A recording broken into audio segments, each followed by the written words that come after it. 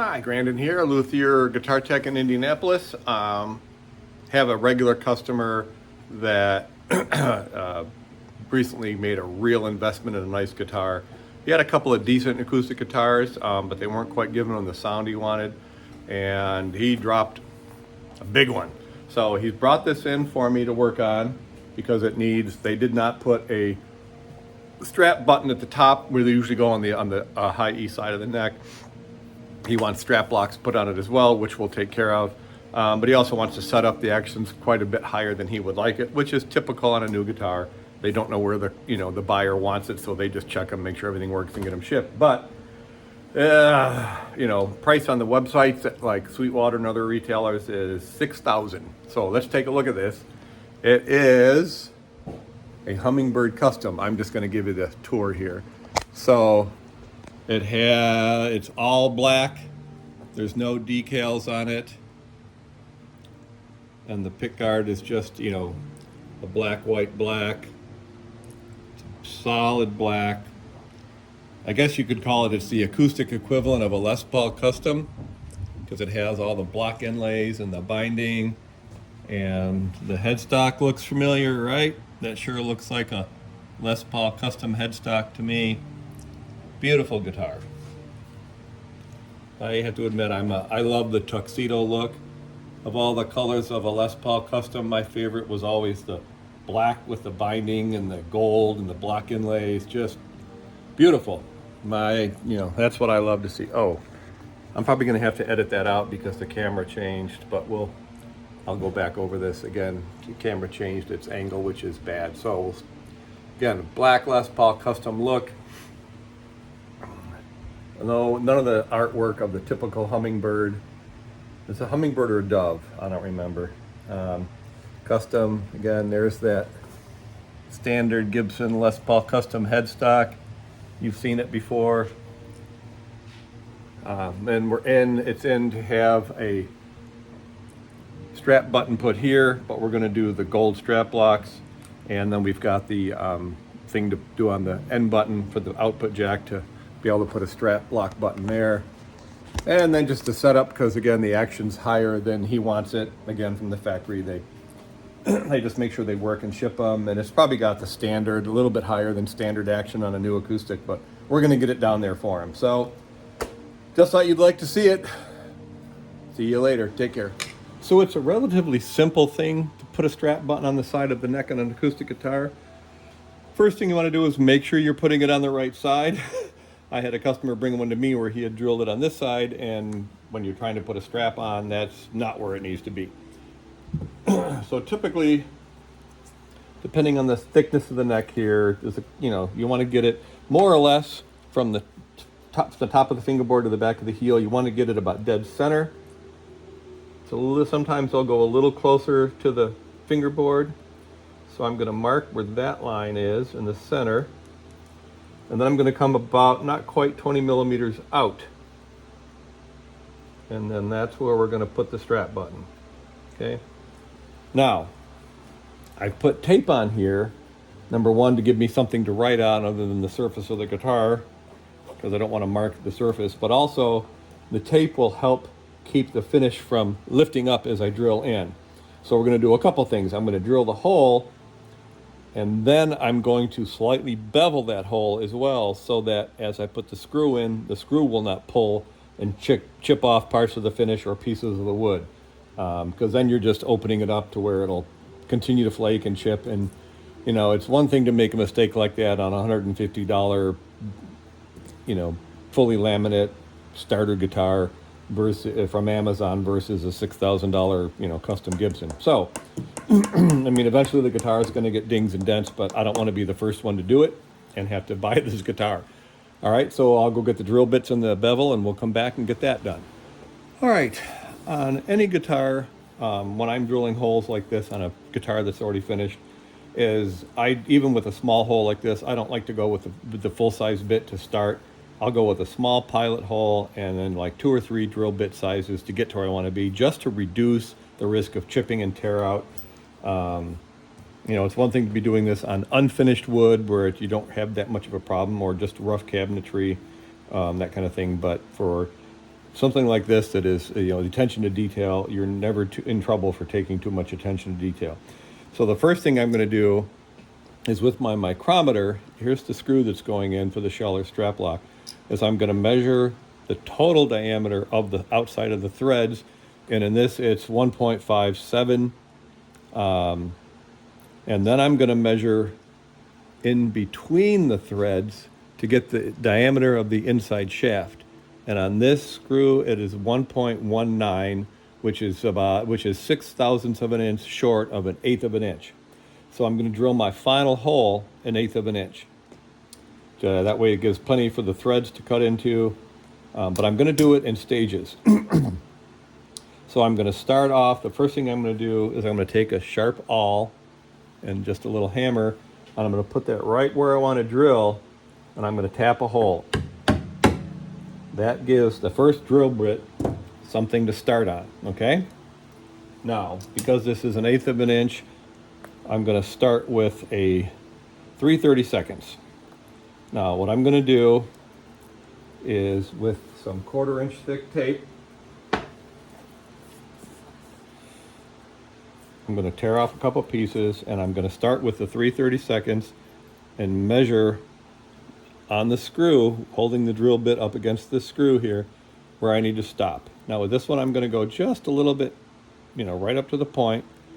Now I've got my stop gap for that one. Because the end of the drill bit is tapered, I'm going to do my next one not quite so far.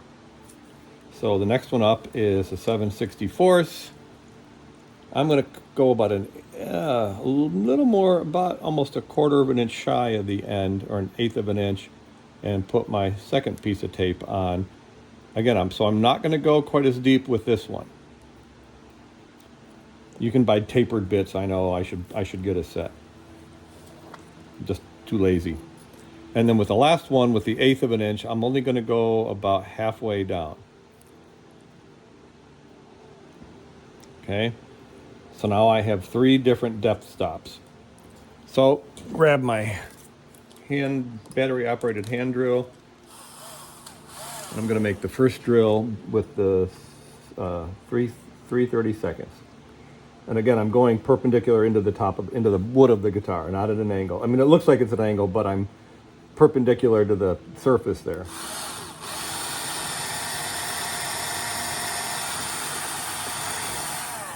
One down.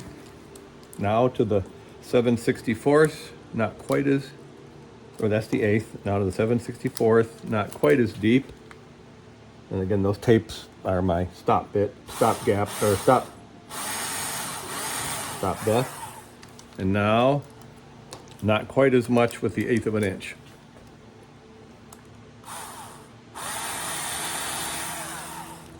Now the last thing I'm going to do is take a small bevel and just bevel the top of that hole so I don't get tear out. Okay? Let's pull the tape off and have a look. I'm going to move the camera, a little jittery here. So there's the hole I drilled. Okay? Top is beveled. I've got to taper at different depths. Now, the last thing I'm going to do, of course, is install it. This takes the 3mm hex. Let me go grab that one.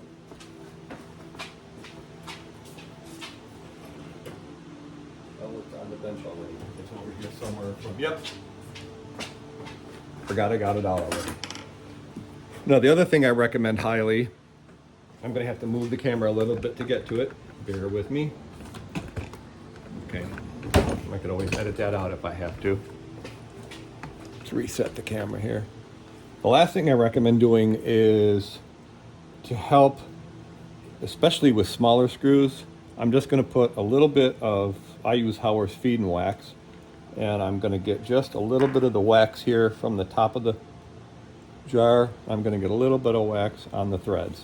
Take off the extra.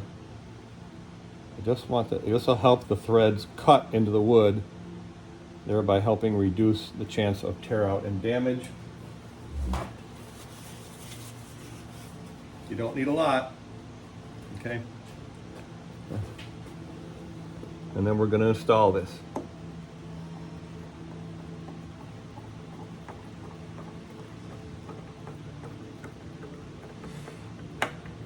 No, I don't want to strip the threads either. Once I start to feel enough resistance as the felt washer crushes, you'll know when to stop.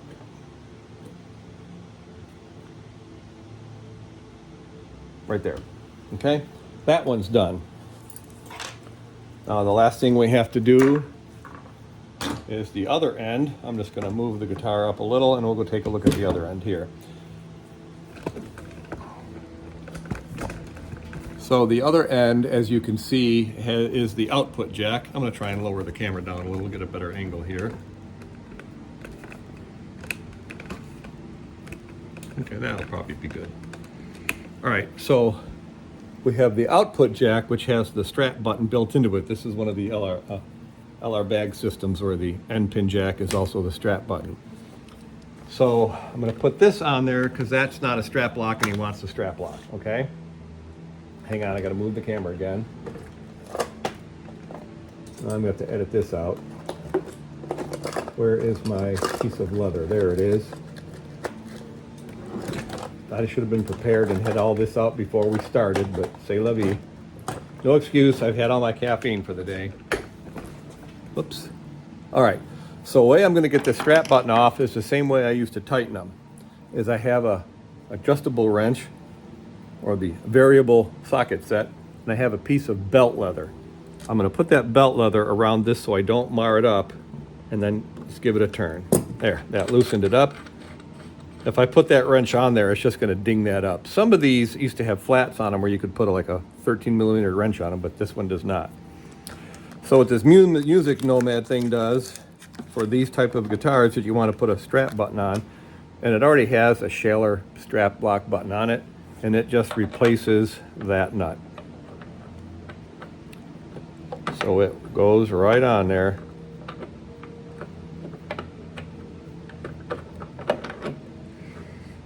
Tighten it up, and there you have it. Now that strap lock will go right on there. It's always a good idea to check to make sure, but I know it will. So I'm going to take one of these strap lock ends that goes on the strap and just test it. Boom, perfect. Okay.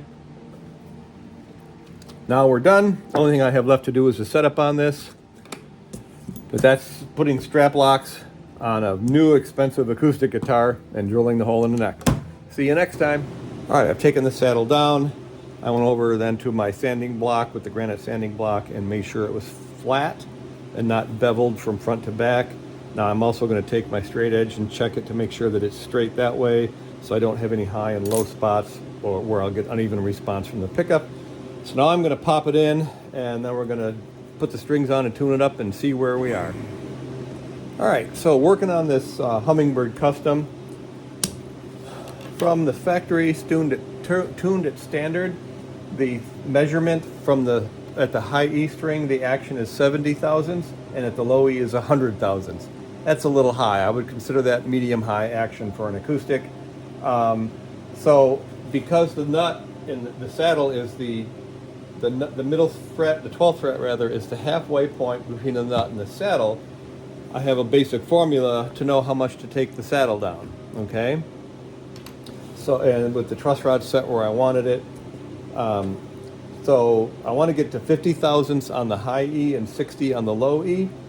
So 70 thousandths, because it's halfway, 70 thousandths minus 50 means I need to get down 20 thousandths from where it is. And to get down 20 thousandths at the 12th fret means I have to take double that at the saddle. So 20 times 2 is 40 thousandths for the high E side of the saddle. And then 100 minus 60 is 40. Times 2 equals I need to take 80 thousandths off at the low E side. So what I'm going to do is with my micrometer, I'm going to set it for, I zero it out first, and then I'm going to go to, we said I need to take 40 off. So there's 40. And I'm going to mark on the saddle here. I'm just going to lay that right on the edge, and with a pencil, make a mark where 40 thousandths is, give or take. Now the high E, the low E side is 80, so I'm going to move up to 80 thousandths and do the same thing on the low E side of the saddle. I'm going to place the micrometer right over the end, make a mark where 80 is. Now, to get there, it's obviously at an angle. I'm going to take a piece of the regular old masking tape, tear a piece off. This is actually 10 millimeter masking tape or a 1/2 inch. Now, between those two pencil lines, I'm going to lay this tape down. Might take a couple passes. So I got the high E side, and I'm going to make the low E side. I'm going to just touch that pencil line. The idea being that my pencil line isn't perfect, so I'm going to not take quite as much off, and if I have to make a micro adjustment later, I can. So I'm going to take this over and do it on my oscillating belt sander first to get the majority of it off, and then I'll come back to my granite block to make sure it's perfectly square and level.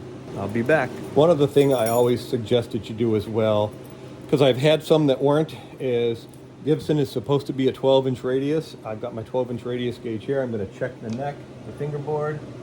It is at 12, so I'm going to check the top of the saddle, and it's 12 perfectly as well. I've had them where they're not, and that can make, I've had a couple, especially with the electrics with the 2-pneumatic bridge, where the bridge saddles are at a 16-inch radius, and then the neck is at a 12, and you get the action, you lower the bridge down, you get the action where you want it, but then the middle strings, the G and the D are fretting out or buzzing, and you're like, what's going on? And then you find the saddles are not, you have to file the saddles. So anyway, it's 12, just checking that. All right, I'm gonna get it stringed up and tuned up, and we'll come back. Something I want to show you that's a simple thing while I'm putting this Gibson together. Putting new strings on a guitar, unless they're locking tuners, we should just go straight through. Most acoustic guitars, here's the way I'll do it. It's a guy I worked for a while ago said this is what he called his slip knot or a pinch knot. So I've got this, all 6 strings are put into the bridge and the bridge pins are in. So this string is for the D string, okay? So I'm going to grab right where the post is on the D string, bring the string back, and then just past the post, right at the outer edge of the post, I'm going to put a 90-degree bend in it, okay? And I've got all this, I always set the tuner holes posts so that the holes are perpendicular to the string. That way I don't have to look for them, I know where they are. So I bring the string in until that angle, the 90-degree bend, hits this side, then I'm going to bend the string the other way back towards the direction that the string is coming. So the string is coming in this way and wrapping around, so I'm going to push that string back the opposite direction where the string is coming from. And with the first time around, the first half, when I get to where that string is coming out, I'm going to go above it and then under. Every rotation now is underneath, going down towards the headstock. Wind it up. And that gives me enough string where I have exactly 3 rotations around the headstock, 1 above and 2 below. I reinforce that bend back towards the string direction, cut it off onto the other side. That way the strings kind of pinch the one that's coming through, and by putting that hook in it, it really is not going to come out. It's going to be very stable. You don't need to do that knot, which is a carryover from gut strings and nylon strings. There you have it.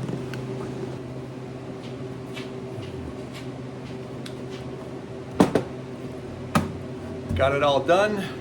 So I went from 70 thousandths at the 12th fret in a high E and 100. I went down to 50 or 60 thousandths and 70 thousandths, which is 4 64ths and 5 64ths. And I'm at 10 thousandths on the high E at the first fret and 15 thousandths at the low E. I've got the truss rod set at right at 10 thousandths of relief. Where's my pick? Here we go. Now, before I give the owner a call, last thing to do, my favorite thing to do to try an acoustic guitar out, I want to feel the top and the whole body resonate. So I'm not going to play leads. I'm going to play some open chords that I've known since I first started playing guitar as a teenager.